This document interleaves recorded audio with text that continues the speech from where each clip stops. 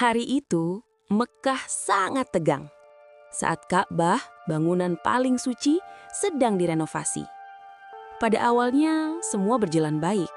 Sampai satu masalah muncul. Siapa yang berhak meletakkan Hajar Aswad? Masalah ini bukan soal batu. Menurut ilmu psikologi sosial, ini adalah konflik ego dan status. Setiap kabilah merasa harga dirinya dipertaruhkan. Suara mulai meninggi, dan wajah memerah. Otak manusia ketika dikuasai emosi masuk ke kondisi fight or flight, siap menyerang atau diserang. Satu langkah salah, darah bisa tertumpah.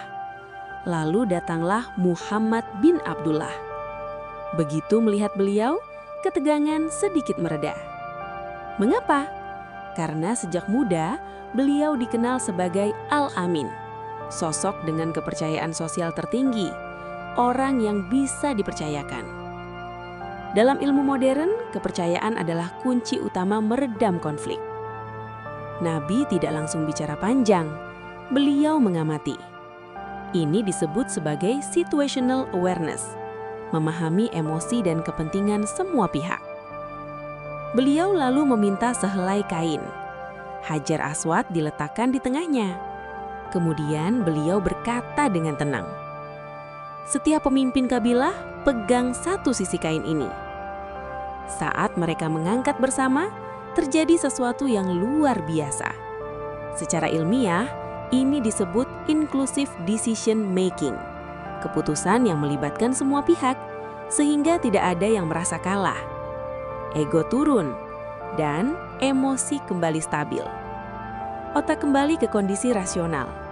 Akhirnya, Nabi Muhammad sendiri yang meletakkan Hajar Aswad di tempatnya.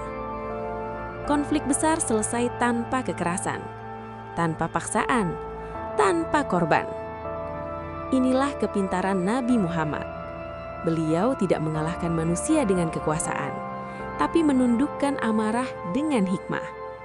Beliau tidak mematikan ego orang lain, tapi mengubahnya menjadi kebersamaan.